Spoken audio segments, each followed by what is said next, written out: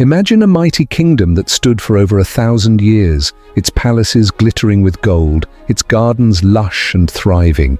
And then it vanished, leaving behind nothing but ruins and whispers of its once glorious past. What led to the mysterious fall of the Kingdom of Alwa and its capital Soba? In a twist of fate, this Christian kingdom was brought to its knees not by an overwhelming army, but through cunning alliances, betrayal, and relentless ambition. Imagine a time over 1,500 years ago when the sun-kissed lands of Sudan flourished under the reign of a mighty Christian kingdom known as Alwa. Founded around 500 AD, this powerful realm stood resilient amidst the shifting tides of history, outlasting its neighbors and becoming a symbol of Nubian strength and cultural sophistication. The Kingdom of Alwa, also known as Alodia, rose to prominence following the decline of the Kingdom of Kush. As one of the last great Christian strongholds in Sudan, Alwa boasted grand churches, bustling marketplaces, and a thriving intellectual culture that blended Nubian traditions with Mediterranean influences.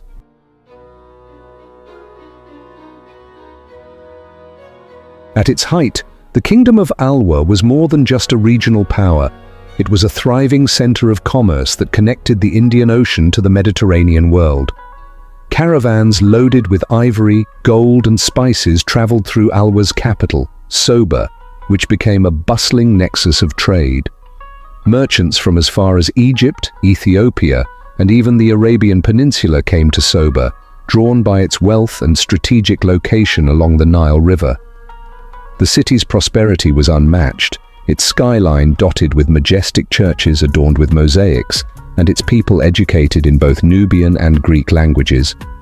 The decline of the Kushite Empire around 350 AD opened a power vacuum in the region. As the ancient Kingdom of Kush waned, Alwa rose from its ashes, asserting itself as a dominant Christian kingdom. This transition was not without challenges. As trade routes shifted, and the Aksumite Empire to the east grew in power, Alwa had to navigate a complex geopolitical landscape. The kingdom's leaders relied on strategic alliances, robust defenses, and a vibrant economy to maintain their dominance. Meanwhile, across the Red Sea, waves of Semitic migrations were altering the demographic and cultural landscape of eastern Sudan. Among the earliest arrivals were the betrayal tribes, whose roots traced back to ancient Arab tribes like Ad and Tamud. These tribes brought with them unique traditions, languages, and a new social dynamic that began to reshape the eastern fringes of Alwa. The intermingling of these cultures set the stage for a more diverse and complex society. By the 3rd century BC, following the collapse of the Marib Dam in Yemen, skilled Arab tribes like the Hadramis began to migrate into Sudan. Their advanced knowledge of trade, agriculture, and architecture revitalized Alwa's economy. Known as Hadareb by the Beja, these migrants established a lasting presence. The influx of these tribes not only bolstered Alwa's defenses, but also enriched its culture. It was during this time that the city of Soba transformed into a fortified hub, attracting scholars, traders, and skilled craftsmen from across the region.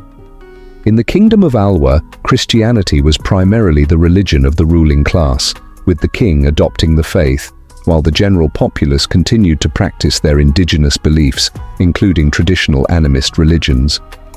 Before the spread of Islam among the Blemis, they worshipped idols, similar to the pre-Islamic Arabs of the Arabian Peninsula. During the early Christian period between the mid-6th and mid-7th centuries, Jacobite missionaries reached Soba, the capital of Alwa, through an agreement between the kings of Nubatia and the Blemis. Consequently, the king of Alwa embraced Christianity according to the Egyptian Jacobite doctrine, aligning with the faith practiced in Nubatia on the Egyptian border. With the spread of Islam in the 9th century and the establishment of Islamic kingdoms among the Blemis, Christianity in Alwa became isolated and surrounded. The kingdom no longer received missionaries. To the east lay the Islamic kingdom of the Daju, governed by Islamic law, and to the north was the kingdom of Makuria, which had converted to the Byzantine Melkite doctrine. This isolation hindered the spread of Christianity among Alwa's citizens, confining it mainly to the ruling class and the nobility of the Alodia. To fortify their rule, the kings of Alwa engaged in strategic marriage alliances with neighboring tribes, including the powerful Buli. This tribe, known for its fierce warriors and strict adherence to tradition, played a significant role in defending Alwa from external threats. However, as the Arab influence grew stronger, these alliances began to shift. The Arab settlers, who initially came as allies, slowly integrated themselves into Alwa's political fabric, laying the groundwork for a gradual shift in power. While Alwa remained a stronghold of Christianity, the influence of Islam began to seep into the region. By the 7th century, the Islamic caliphates were expanding their reach into North Africa. The Arab tribes in Sudan began to convert, leading to tensions with the Christian rulers of Alwa. Despite these pressures, Alwa's kings remained steadfast in their faith, maintaining their allegiance to the Coptic Church and the Byzantine Empire. As the influence of Arab tribes grew, so too did the presence of Islam. By the 9th century, Islam had spread to the outskirts of Alwa, carried by merchants and scholars who traveled the trade routes. Although the kings of Alwa were committed Christians, the common people began to convert to Islam, attracted by its message of social equality and the economic benefits it promised. The spread of Islam in the surrounding regions created tension between the Christian rulers and their increasingly diverse population. In response, Alwa's kings doubled down on their Christian faith, commissioning grander churches and promoting the teachings of the Coptic Church.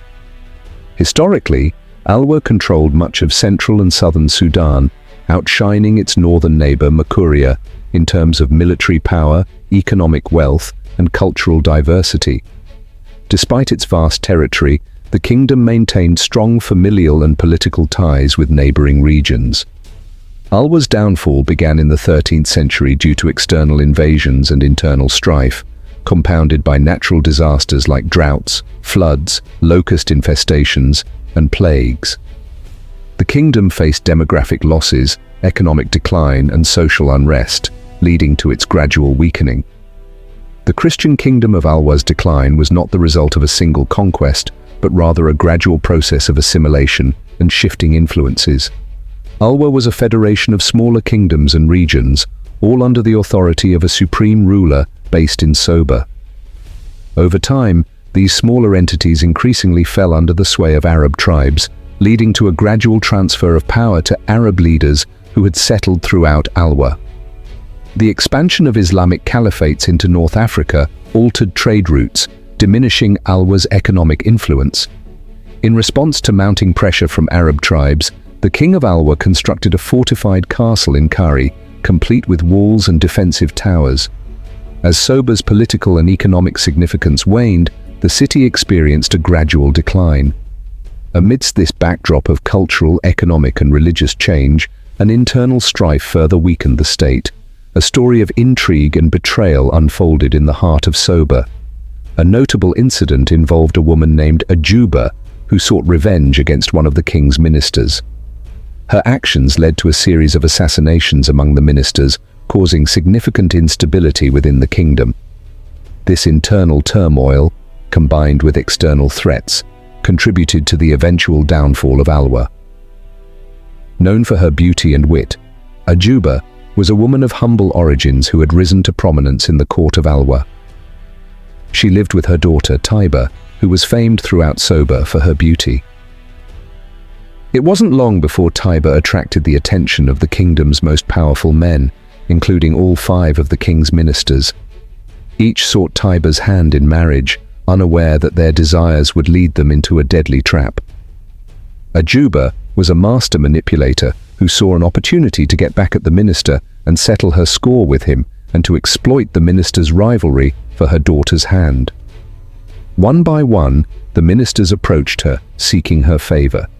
But Ajouba, with a smile that masked her treacherous intentions, would tell each minister the same tale, that another had already proposed, and if he truly desired Taiba, he must eliminate his rival. Fueled by jealousy and ambition, the ministers turned on one another, and soon, the streets of Soba were stained with blood. One by one the ministers fell, leaving only a single survivor. But Ajouba's schemes did not stop there. As the kingdom's court descended into chaos, she continued to manipulate the nobility, turning allies against each other. The internal strife she sowed among the ministers spilled over into their supporters, leading to factional wars within the city. The once unified leadership of Alwa was now divided, weakened, and vulnerable to external threats. Her plan was eventually uncovered by a nobleman who sought Taiba's hand in marriage. Suspicious of Ajouba's intentions, he warned the last remaining minister who confronted her. Realizing the extent of her treachery, the minister drew his sword and ended her life. But by then, the damage was done. Alwa's leadership was shattered, leaving the kingdom ripe for invasion. In the early 16th century, the combined forces of the Funj and Arab allies, led by Amara Dunkas and Abdullah Jama, known in Sudanese history as the Sennar Alliance, aimed to establish a new Islamic state in the region.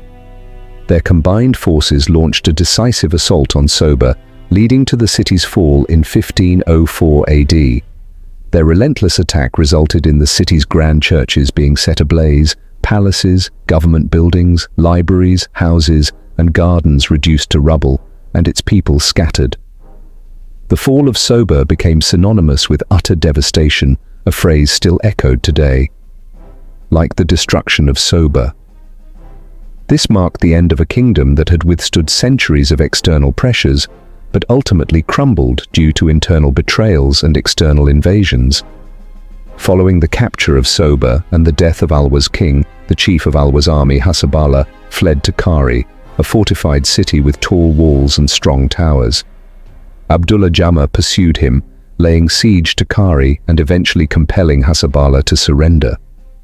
These victories brought most of Sudan under their control, with the exception of some areas near the Red Sea. Later, Abdullah's son, Sheikh Ajib al-Manglik, extended their dominion to these regions.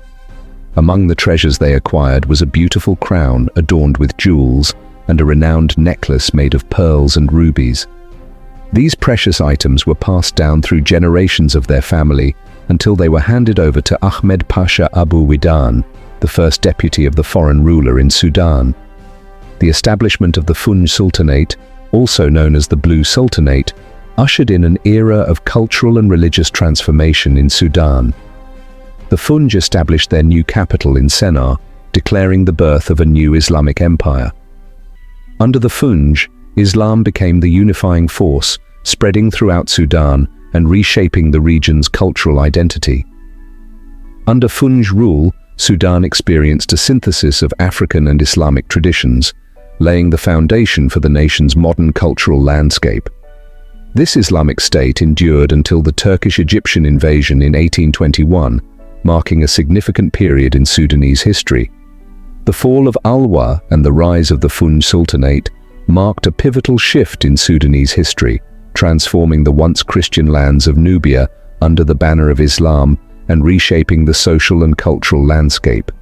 The ruins of Soba stand as a silent testament to a bygone era, a reminder of the rise and fall of civilizations. This story is not just about kingdoms lost and battles won, but about the resilience and adaptability of the Sudanese people, who, despite centuries of conquest and colonization, have preserved their identity. The legacy of Alwa endures in the traditions, languages, and rich cultural tapestry of modern Sudan, urging us to learn from history and carry its lessons forward. The remains of Soba could have offered invaluable lessons if preserved, but they were destroyed and stolen over time.